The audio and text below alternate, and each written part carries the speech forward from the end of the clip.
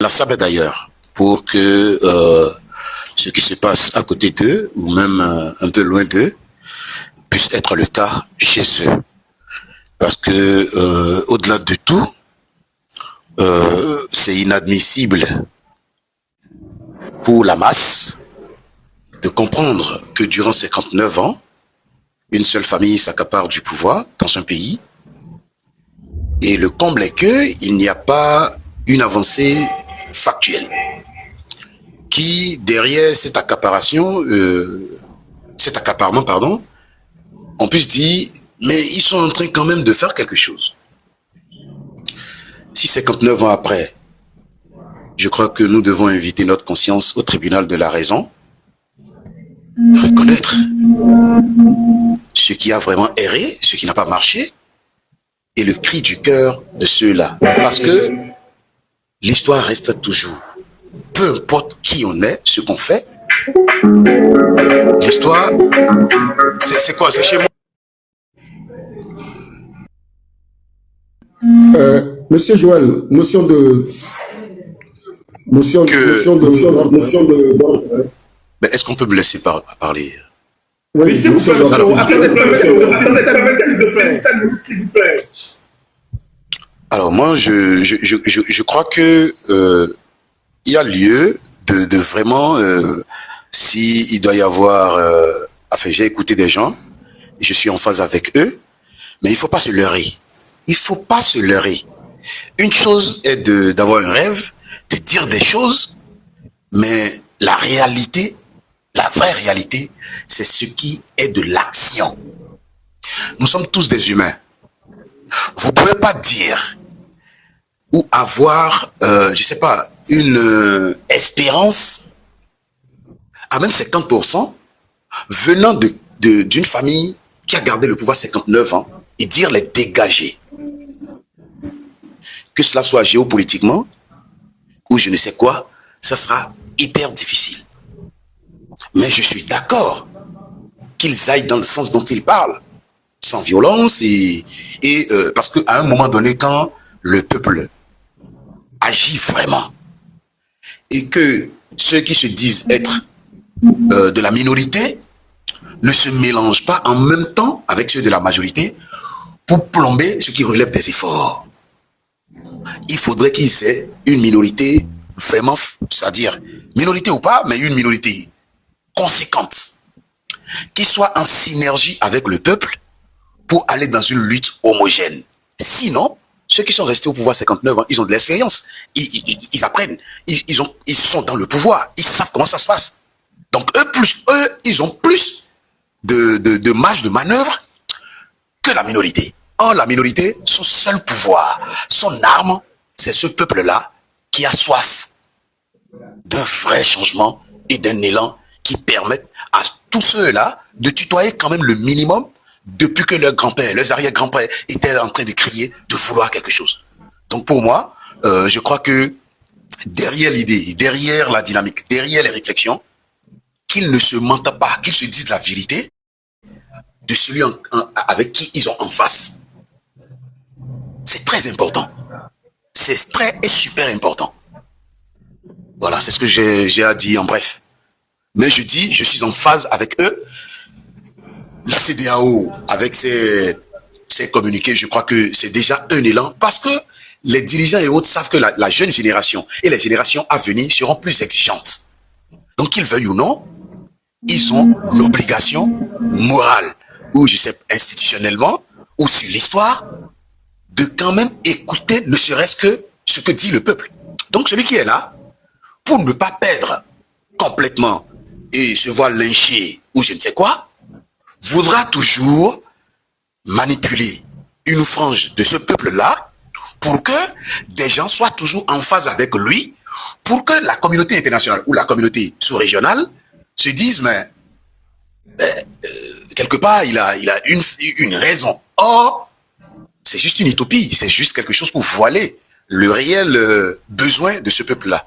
Donc, pour moi, il faut vraiment arrêter les discours et ce qui relève même des réflexions, des mesures apprendre, il faut que les gens, au maximum, évitent de les divulguer, parce que ça relève encore d'une insuffisance que nous n'avons pas créé une langue par laquelle nous pouvons échanger pour que qui on sait, qui est contre nous, on ne sait pas.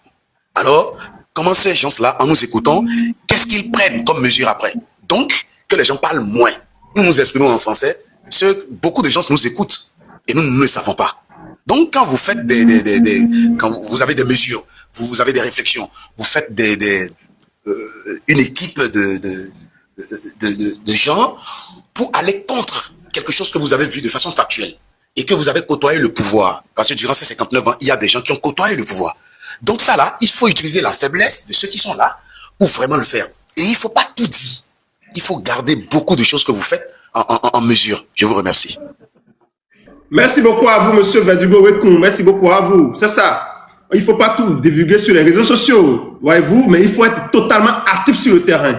Il faut poser des actes concrets sur le terrain, sinon le changement n'arrivera pas. Alors, monsieur Mich, votre question, s'il vous plaît. J'avais demandé... Oui, monsieur... Ah, ok, monsieur Ouro. Si vous permettez. Ah, oui, attendez, Oui. notre invité demande une motion, donc on doit le privilégier. Allez-y, monsieur Ouro. D'accord. Merci beaucoup, Joël. Je pense que on a commencé l'émission depuis 17h. Et ça fait 20h22 minutes. Ça fait déjà 3 heures, sans vous mentir. Ça commence à paraître un peu difficile pour nous. Alors, je sais pas, tu as vu, presque tous mes camarades se sont retirés un à un. Moi, je voudrais pas me retirer sans vous le dire. Je voudrais m'excuser parce que je n'ai pas pu faire mes 2 prières. Donc, c'est comme un poids sur moi. Je voudrais vraiment m'excuser pour aller faire cela. Donc, merci beaucoup pour vous avez totalement raison. l'initiative. Je crois que c'était à cause de la connexion que les autres sont descendus. Donc, monsieur Ouro, écoutez la question de monsieur Mich et alors nous allons libérer, on va vous libérer s'il vous plaît. Monsieur Mich, vous avez 1 minute, vous comprenez? 1 minute. D'accord, merci, monsieur Joël, c'est largement suffisant. Au fait, comme les prédécesseurs ont su le dire, la lutte qui concerne le pays, le Togo, actuellement, est vraiment une lutte acharnée contre le peuple et le gouvernement utilise la violence pour mater le peuple. Aujourd'hui, nous savons que la CEDEAO est du côté du peuple. Donc, la question que je voudrais poser aux teneurs qui sont en train, de vouloir mobiliser le peuple, est-ce qu'ils peuvent vraiment avoir, l'aide de la CEDEAO pour... Nous avons vu la CEDEAO du moins déplacer sa force spéciale dans des pays en cas de conflit. Lorsqu'ils vont vouloir, par exemple, déclencher la lutte au Togo, est-ce qu'ils peuvent avoir aussi cette faveur de pouvoir déployer la force spéciale de la CEDEAO au Togo pour aider le peuple? Parce que ce peuple a en quelque sorte peur. Parce que lui sort sans les armes, mais on veut, lutter contre lui. Cependant, bon, je suis béninois hein, comme toi. Non, mais bon. Non, c'est bon, ils ont déjà écouté. C'est bon. Ok, d'accord. Monsieur Ouro, est-ce que vous pouvez avoir la protection de la CEDEAO pour protéger le peuple togolais au moment venu, s'il vous plaît, monsieur Ouro? Répondez-nous et on va vous libérer, s'il vous plaît. Il y a plusieurs formes de protection. Il y a plusieurs formes de protection. Et aujourd'hui, avec l'arrêt de la Cour de justice de la CEDEAO, nous avions un élément qui nous permet aujourd'hui de toucher les organes de la CEDEAO. Je voudrais parler les chefs d'État, l'organe des chefs d'État, le Parlement de la CEDEAO et surtout le Conseil de sécurité et paix, que ce soit de la CEDEAO ou de l'Union africaine. Et il y a beaucoup de démarches qui sont en train d'être organisées dans ce sens. Et notre objectif, c'est de faire en sorte que toute la communauté internationale désormais se mette derrière le peuple togolais et que le pouvoir qui a l'habitude d'utiliser la baïonnette pour faire taire le peuple ne puisse pas l'utiliser parce que désormais, lui aussi il y a l'épée de Damoclès de la communauté internationale sur lui. Donc à partir de ce moment, il sait qu'il est exposé et qu'aujourd'hui, il y a les caméras partout. Et que même ceux qui vont, le peuple vont s'exposer. Donc c'est déjà un grand pas. Donc il y a des lobbies qui sont en train d'être faits, que ce soit dans les chancelleries, que ce soit au niveau de la CEDEAO, l'Union africaine. Donc il y a un travail très important sur le plan juridique qui est en train d'être fait. Et ça que nous disons, aujourd'hui, le pouvoir togolais se trouve dans la même situation qu'un défenseur dans la surface de réparation. Il sait que s'il commet la faute, il y aura carton rouge et pénalty. S'il laisse le joueur, c'est que le but sera marqué. Donc, c'est ce qu'on appelle l'action dilemme. Hein? Donc, aujourd'hui, il ne peut pas s'en sortir. Il ne peut pas s'en sortir et il le sait. Sauf la mobilisation générale. Et le peuple, c'est pour ça que nous appelons le peuple à s'organiser et à se lever comme un seul homme. Nous avions vu avec le M66 ce qui s'est passé. Nous voulons que cette fois-ci, que ce ne soit pas d'un côté, mais que ce soit tout le Togo qui va se mobiliser. C'est pour ça que ce travail, à la fois sur le plan international, est en train d'être fait et sur le plan national aussi, doit être fait pour que les deux actions puissent conjuguer et donner le même résultat. Je vous remercie. Vraiment, merci beaucoup à monsieur Ouro. Attendez, s'il vous plaît, plus de questions. Attendez, monsieur Ouro, nous sommes arrivés. J'ai un mot juste à ajouter avant qu'il descende. Non, écoutez, les invités sont là depuis plus de 3 heures de temps, s'il vous plaît. On va les libérer. Une autre fois, on va les inviter et ils vont... Non, c'est un truc, c'est un complément qui va beaucoup renforcer. Comme c'est un complément, c'est justement pour ça que nous vous demandons... 30 secondes.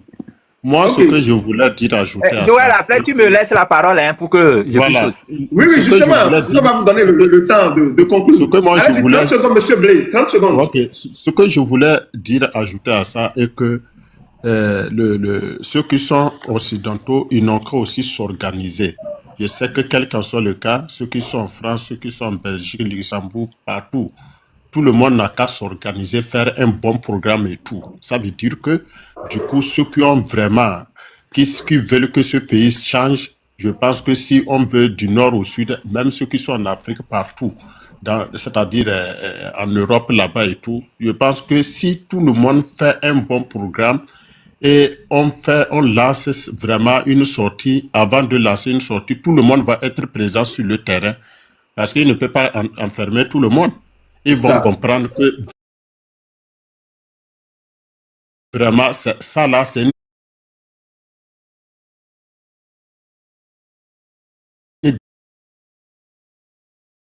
sortie sur le terrain. Je pense qu'il n'y a pas à discuter. Et ça va donner vraiment une force à la population qui sont sur place. Les gens vont sortir sans même qu'on les communique. Et c'est quelque chose qui va vraiment faciliter la tâche et qu'on ne doit pas vraiment rester discuter de gauche à droite. Merci. Vraiment, merci beaucoup à vous, monsieur Blé. Alors, monsieur Ouro, votre mot de fin, s'il vous plaît. Monsieur Ouro, votre mot de fin. Merci beaucoup, merci très sincèrement pour vraiment votre initiative. Je remercie aussi tous ceux qui sont venus poser des questions, apporter des contributions, tout est noté. Surtout le dernier qui nous parle aussi de la diaspora qui doit s'organiser en France, en Belgique, en Allemagne. Je pense que eux aussi, ils sont à pied d'œuvre, ils sont conscients et que actuellement, le même problème qui se pose au niveau de l'intérieur aussi est en train d'être résolu parce qu'il y a beaucoup d'organisations de la diaspora. Eux aussi sont en train de travailler et de commun accord avec ceux qui sont sur le territoire, qu'on puisse conjuguer nos efforts et ça va se faire. Nous savons que c'est une question de temps, mais c'est que le temps est arrivé et que si nous nous mettons ensemble, si nous parlons d'une seule voix, comme il l'a dit, avec un seul mot d'ordre, je pense que ce régime ne peut plus encore résister. Je vous remercie. Vraiment, merci beaucoup à vous, monsieur Ouro, pour votre passage ici. Alors, monsieur Tagone, votre mot de fin aussi. Merci, mon frère Joël. Merci à tous ceux qui nous ont écoutés. Joël, pardon, tu me permets de mettre un peu, d'alerter encore le peuple togolais sur un certain nombre d'aspects. Je n'aimerais pas que le peuple togolais mette beaucoup d'espoir sur la décision de la CEDEAO. Parce que la décision de la libération nous concerne et c'est à nous seuls de nous libérer. La CEDEAO a fait sa part. Pour moi, la CEDEAO a fait sa part. Notre part reste, la balle est dans notre camp, absolument. Et il ne faut pas compter que la CEDEAO va venir nous sauver. Moi, ce que je prie les dieux togolais pour qu'ils parlent à ceux qui sont au pouvoir, pour qu'ils comprennent leur situation d'illégalité, pour qu'ils comprennent que le peuple a besoin de sa liberté. Le peuple togolais, au moins une fois, a besoin. Il faut que nos ancêtres leur parlent. Il faut que Dieu Tout-Puissant leur parle. Pour qu'ils comprennent que le peuple togolais n'est pas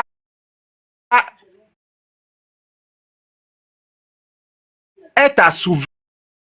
Le peuple togolais est esclave et ce n'est pas normal au 21e siècle. Nous avons besoin d'une certaine liberté et le peuple en a besoin. Il faut que le Dieu qui a parlé à Kérékou, entre-temps, quand Kérékou voulait laisser, Kérékou a dit, je vais laisser et vous allez faire. Et Kérékou s'était méfié parce qu'il savait que s'il veut riposter, il va tuer beaucoup. Et il a compris que ce sont ses frères. Et il va tuer pour rester au pouvoir, pour gagner finalement quoi, alors qu'il avait le pouvoir pour sauver. Donc, il faudrait que Dieu parle à ceux qui sont au pouvoir. Ils n'ont qu'à savoir qu'ils dirigent le Togo pour sauver les Togolais, pas pour eux-mêmes, pas pour quelqu'un à l'extérieur, pas pour quelqu'un à l'extérieur. Donc, moi, je dis aux Togolais de compter sur eux-mêmes. On doit compter sur nous-mêmes. Parce que la CEDEAO, quel que soit ce que il y a ce qu'on appelle la duplicité. Le double bouche de la communauté internationale, ça c'est plus fréquent. Oui. Double bouche de la communauté. La CEDEAO a pris la décision. Pour nous, ça nous arrange. Pour eux, c'est une façon de nous jouer et de nous calmer. C'est des décisions hypocrites. Et il faudrait que nous, on les contraint à ce que ce qu'ils ont dit de façon hypocrite, ça devienne une réalité. C'est à nous de les amener là-bas. Sinon, la CEDEAO nous dira toujours, oui, on a fait pour vous, mais qu'est-ce que vous avez pu faire? La CEDEAO, moi, ce que je propose, c'est que les Togolais se mobilisent. Il faudrait que la mobilisation atteigne un seuil où quand le régime veut réagir, le régime va savoir que je vais créer la catastrophe. Et si je crée cette catastrophe, est-ce que je pourrais être pardonné demain? Vous savez, le peuple togolais, je peux vous assurer que le peuple togolais, même tout ce qu'on a subi là, on est prêt à pardonner. Juste pour avancer. On est prêt à pardonner ceux qui sont au pouvoir là, on est prêt à leur pardonner tous les crimes qu'ils ont commis là. Si seulement ils sont prêts à laisser le peuple libre, le peuple reprend sa souveraineté et le peuple évolue. On est prêt. Si on doit commencer à zéro, on peut commencer à zéro. Le Togo va se rattraper, je suis sûr. Donc, il ne faudrait pas qu'ils commettent quelque chose de grave.